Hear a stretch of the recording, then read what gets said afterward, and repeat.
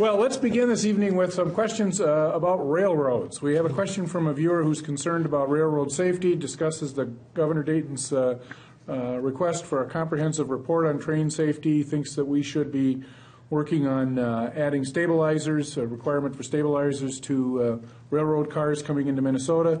In addition to the safety issues that have been discussed, there's also been questions about train routing.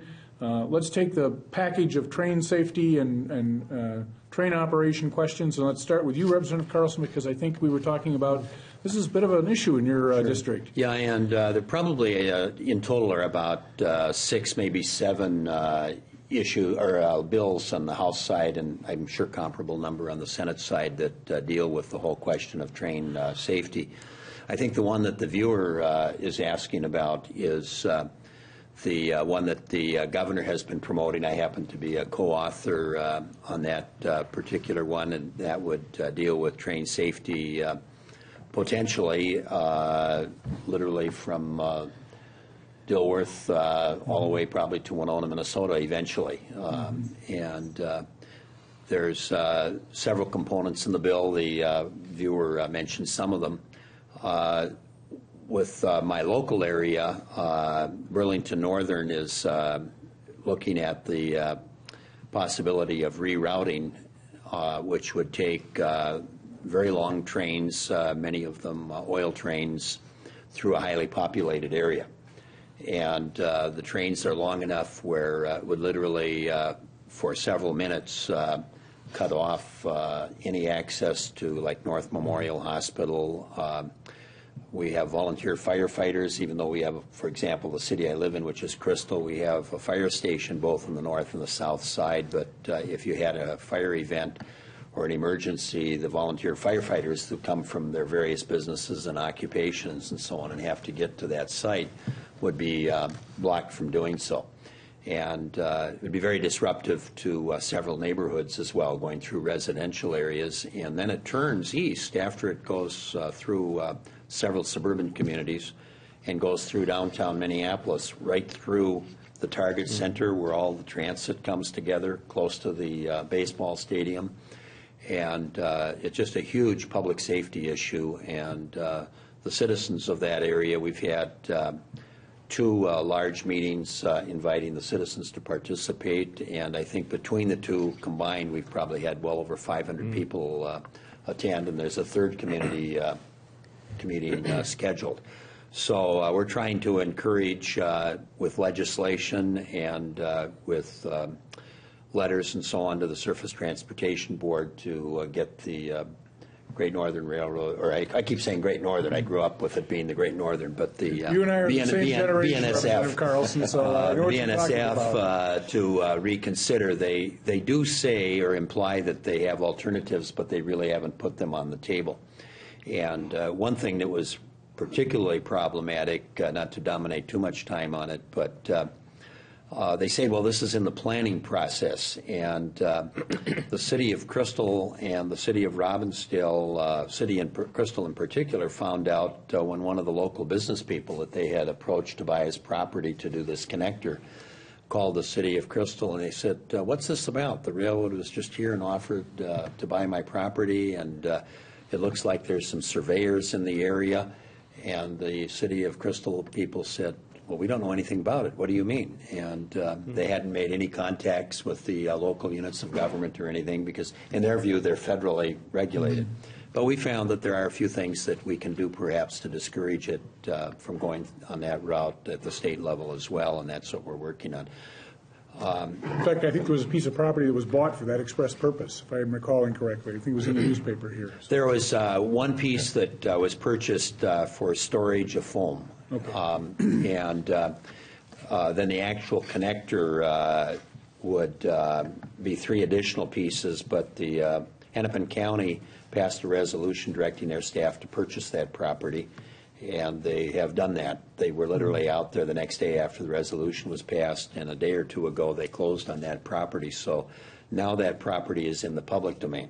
The businesses will be able to remain, and one of the issues then is that it's much more difficult for the railroad to take that property if it's been purchased for public safety purposes and is owned by a unit of government, in this case the county.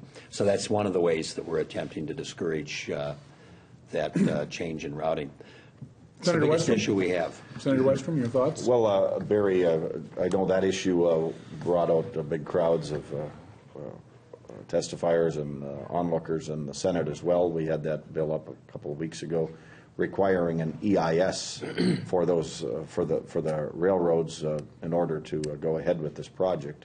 But certainly the railroad safety is an issue across the entire state. My district, 8 counties in western Minnesota, right in west central Minnesota, we have a lot of those same trains coming through with oil as a big part of it. But we've also got the farmers and the agriculture that are needing to ship grain, and there's been a real bottleneck. So, you know, one of the benefits of this rerouting is to help get rid of some of the bottlenecks in the railroad system so they can have more efficiency and move trains through faster, because our farmers and our manufacturers, cement companies last fall had to close down early in some cases because they couldn't get product in because there wasn't enough railroad capacity. And so that's one of the other pressures that the railroads are seeing, and certainly legislators and the Congress have the federal congressmen have put pressure on the railroads to speed up their delivery and provide more rail service to the states and the farmers to get grain and those commodities moved. So, but the safety, one last aspect is the governor's proposed, and I think we will look at putting some additional dollars into crossing safety, improving the intersections. I've got a project right in my district just north of Glenwood where often the trains block the traffic on coming north and south, and sometimes there are safety issues where they got to go around several miles to get to an accident just north of the tracks. And so we're trying to build an overpass there, for example, but there's several intersections that we could improve, and that's what we're looking at doing. So.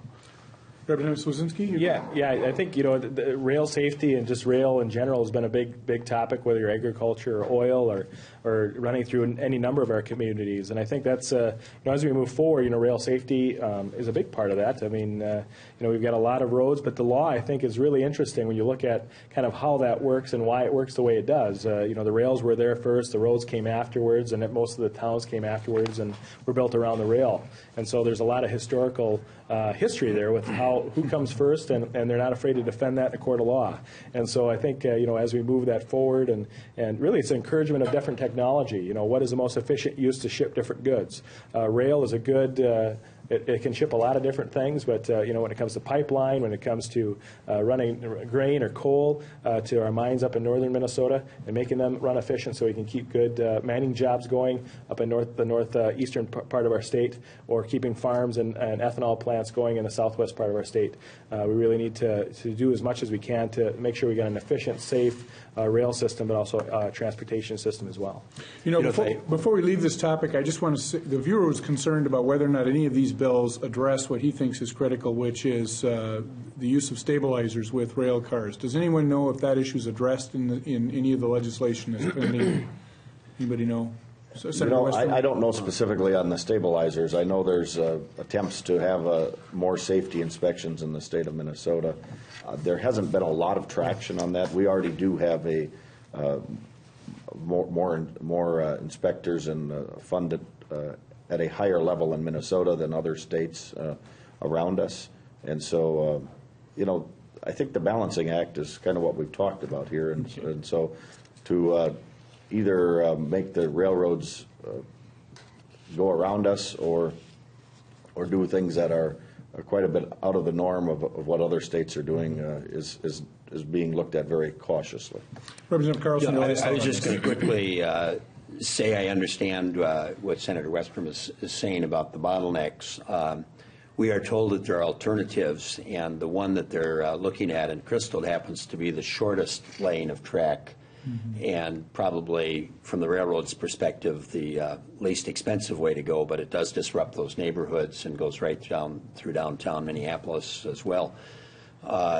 So one of the alternatives I'm told about, they might have to lay 1.5 miles to 2 miles of track, and it would resolve the bottleneck issue and also resolve going through a very high density